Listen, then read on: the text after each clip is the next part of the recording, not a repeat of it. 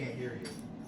Hey guys, so we are back, still doing the same old regular tea, which is fine.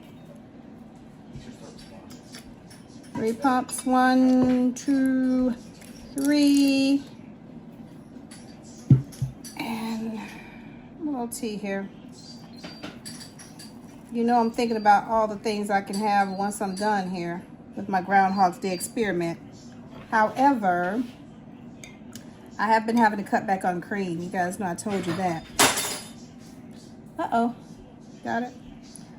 All right, so got my tea, got my journal, and I am going to have my quiet time, and I will be right back. I thought it would be a great idea today if we talked about purpose. Remember I mentioned how once you know what your purpose is, it's a lot easier for you to sort of organize your life and figure out what comes next. When you don't have a purpose, you don't have a very strong desire, that's really hard to do, especially for people that have a little bit of executive function challenges and scattered thinking. You have to have a strong purpose, a strong why. Now, I've gotten a couple people that have said to me over the years that they've had a really hard time figuring out what their purpose or their why was. And I got to thinking, I've had that same problem as well. But in the last, I'd say maybe 5 years, that's been improved a lot. And within the last, I'd say 6 months, I got really clear. And I began to ask myself, well, what were the things that I did to get myself so clear on what my purpose is at this point in my life? And I thought maybe that would help some of you. So I've written down, got my notes here, about 5 things that I did to get clear on my purpose, because right now I'm so clear on my purpose. I'm so focused. I'm so dialed in. And it is a very amazing feeling, because I remember when I was sort of floating around like a butterfly here and there, floating around, not quite sure what I was doing. Now I feel more like a strategic little bee, little bee floating around, you know, getting the flowers, getting the honey, but always circling back to finish what I need to do. I feel like I have much more of a purpose. So one of the things that I did is I finally realized that nobody knew me better than me, for the most part.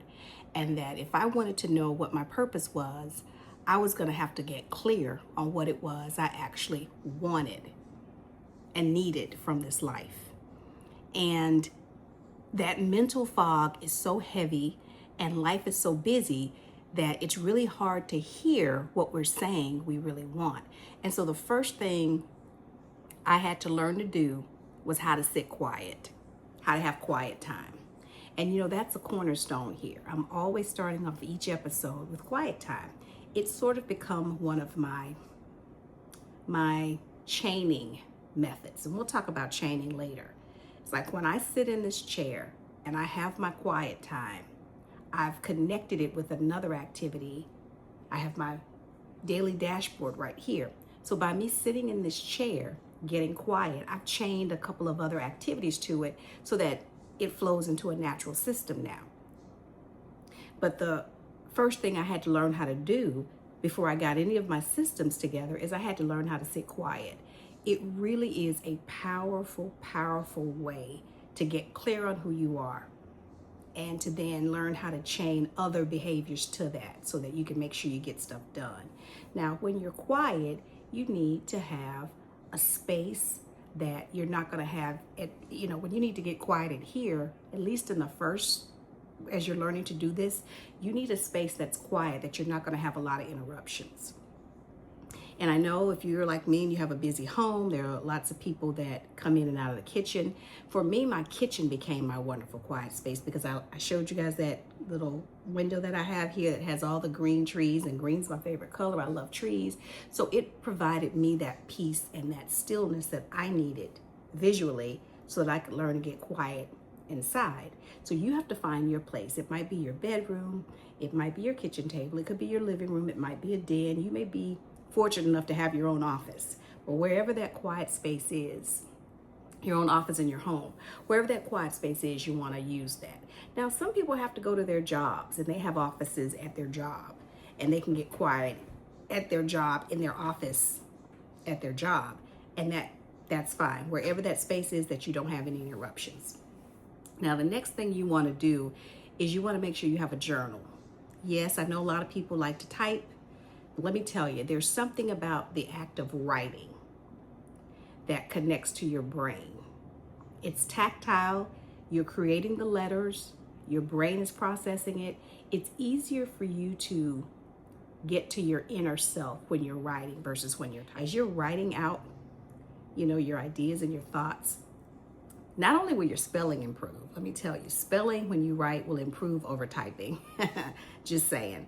But not only will your spelling improve, but you'll be able to hear yourself. You'll almost resonate more with the sentence that you've created on the page, more so than when you type it. So I'm a big fan of getting your journal, have a lot of blank pages, and get yourself a pen. You see how I start every morning with my little journal book, right, with my tea.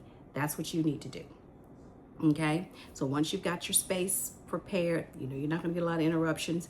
You've got your journal, you've got your pen, you got a lot of blank spaces.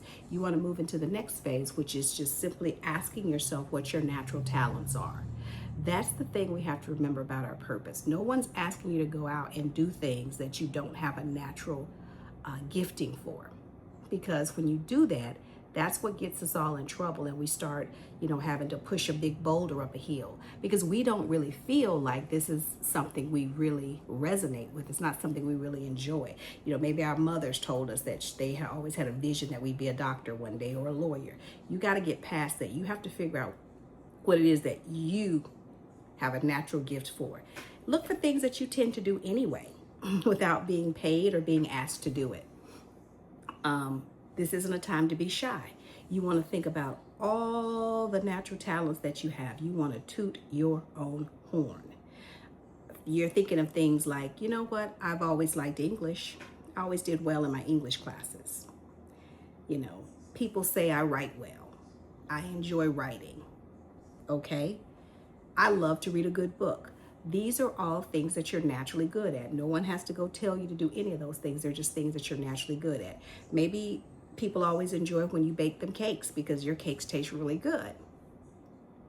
Maybe you have an eye for detail and you love for clothes and things to be, matched well and to fit the body well. These are all natural gifts that you have. You want to write that stuff down because all those things have clues as to what your creator has put into you that you're supposed to use to be a blessing to the world and to feed yourself. These gifts are not just supposed to bless the world, they're supposed to bless you financially. They're supposed to bless you and your family financially and bring you joy, right? Bring you joy as a hobby in a lot of cases. If it's not something you want to pursue financially, there are things that can bring you joy as a hobby. So after you've written down all of your natural talents, and I really think this is not something that you can do in one sitting, unless you're just very clear on who you are. And typically people that are that clear on who they are, they've already figured out what their purpose is in life. So that's probably not you. If you're listening to this and you're struggling with knowing, what you want to do in life, that's probably not you. You probably need a couple of sit downs in quiet with your pad and your pen and get everything out first before you can move with your list of all your natural talents. Now, I will say, even though I am firmly believing that nobody knows you better than you just have to get the mental clutter out of the way. This is a time when if you find that you're stuck, because you're probably not used to talking about what your natural talents are, it is okay to go and ask a family member or a friend if they, what they think about your talent in certain areas. Because people do observe you and they may have some ideas about what they think you're good at. Now, you want to ask someone you trust, someone that likes you, but you probably don't want to ask someone that just thinks everything you do is amazing, right? Because you want real good information. So, find that friend, that person that gives you good advice, who's always a straight shooter. And it is okay to bounce your ideas off of them. But remember, even though you're bouncing your ideas off of them and they're giving you feedback, you are the one that makes the decision about what your purpose is, you and your creator. All right. So once you've got all your natural talents written down and you feel like you've exhausted everything, then you want to move into the next phase of trying to sort of link these talents together. So for instance, let's use our example that I used earlier. You like English, right? You've always been told that you are a good writer. You know, you enjoy writing. It's not difficult for you to write something out. Well, if you also like reading books, well, there you go. Maybe you're supposed to write a book. Maybe you're a novelist. So you've linked your natural talents to an actual career path. Perhaps you're someone that loves health. You've had maybe a health challenge or a reason to get serious about your health, and you've decided that you want to get a gym membership, and you're somebody that also cooks well. Well, you can link those little activities together, and then you can start a podcast doing health talks, right? So you're going to be linking your natural talents with a specific activity. Something that will maybe be a hobby one day, or something that you can actually use to be a career. So once you have linked all your natural talents and you've thought about an actual hobby that could go with that, you want to try to get at least, or actual career choice, or purpose, I should say, a purpose that could go with those little talents. You want to try to get a list of about 5 purpose goals. Like an example would be, you've linked together some skills that suggest you might want to be a novelist. Write novelist down on your list. You've linked some skills together that you naturally have that suggest you might be really good at being a personal trainer or a physical therapist, depending on how old you are, how young you are, you know, what kind of time you have to go back to school. You want to put about 5 goals, purpose goals, on that list that you can link back to specific talents and giftings that you have. Now, after you get your top 5, this is where you have to do what I call the Gideon's fleece part. Because once you have an idea that there's about 5 things, 3 to 5, you don't have to have 5, it could be 3 to 5, 3 to 5 things that you see you have a natural gifting for, and something that you might really want to do. It's probably not a good idea to try to do all 5 at one time. I know your scattered ADHD, cluttered brain may want to try to attack all 5 of those purposes at one time, but that might be something that might be very draining. So this is another time where you've got to go and sit in quiet, and you've got to go and get quiet with yourself, and you've got to rank those purpose goals. You got to figure out which ones fall in your top 3. Which ones fall in your top 3? If you only have 3 of them on the list, once you get 3, then you need to rank them 1, 2, 3. And the reason I call this the Gideon fleece part is because this is where I literally will go before my God, my creator. I call it my creator because that way people can give whatever name to him that they want to. But guess what? Only one being created us. So when I say creator, I'm talking about that person, that being that created us. Call him what you like.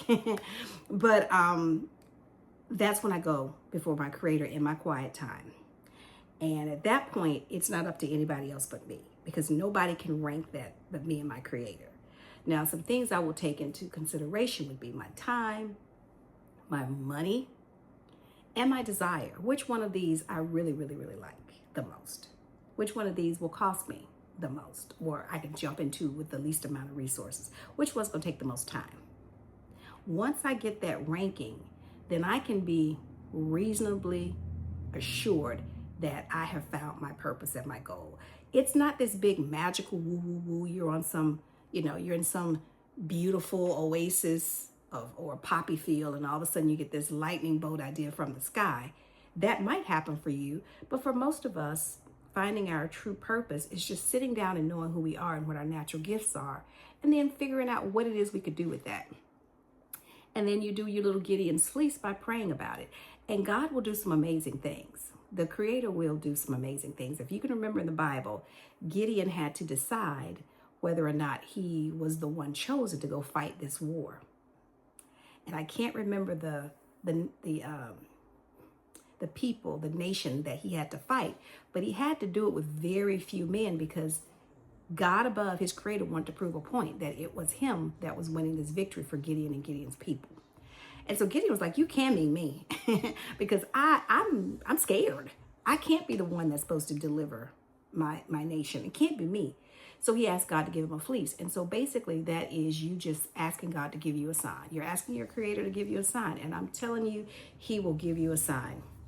Let's use our example. So if you say that maybe you think you'd like to bake and have a bakery and create beautiful wedding cakes because you love attention to detail and design and you're very artistic, you can make really great designs. You'll just be driving down the street one day and you'll all of a sudden start seeing wedding cakes. That's what I'm talking about. Things like that will back up, your decision as to what you're choosing. Because when you ask your creator to give you a sign, he will give you a sign, just like he gave Gideon a sign. I think with Gideon, he threw out the fleece from the sheep's wool. He threw it out on the ground in the morning. And what he said was, Lord, if you really want me to do this thing, you're going to let the ground be wet. You're going to let the fleece be dry. Right? And we all know dew does not fall like that. It falls all on everything. So Gideon went out and he noticed it was as he said, the ground was wet, but the fleece was dry. And so he wasn't sure. He tested it again. He said, God, if you really want me to do this thing, this time I want the fleece to be wet and the ground to be dry. And so when he went out the next morning, it was so. He picked up the fleece and he could wring it out. So he had his sign from his creator. Some people may say from the universe, but from his creator, he got his sign that he was supposed to do that thing. God will do that for you. Your creator will do that for you too. And that's really all I have for you today. If you follow these steps, you will be in your goal purpose in no time. And once you get into those purposes that you are supposed to be in and those things that you are naturally gifted at, it becomes a lot easier to remember things, to organize your events, and to live your life with joy and with peace. All right. Now that's all I have for you guys today. I am so excited because today is a day of great celebration. America is 250 years old. I'm excited. I'm still wearing my Navy shirt today, even though it's a Saturday, but I'm wearing it because it's Navy. I got, this is my last one. I wanted to make sure I wore it right. But I want you guys to go out and enjoy this great nation that we have, celebrate it in whatever way you feel is appropriate and legal. Enjoy yourself. I'm going to enjoy myself. And I can't wait to come back on here and tell you guys how the Groundhog's Day experiment went. Okay? So until then, we will go ahead and sign off, and I'll see you next time. All righty? Bye-bye.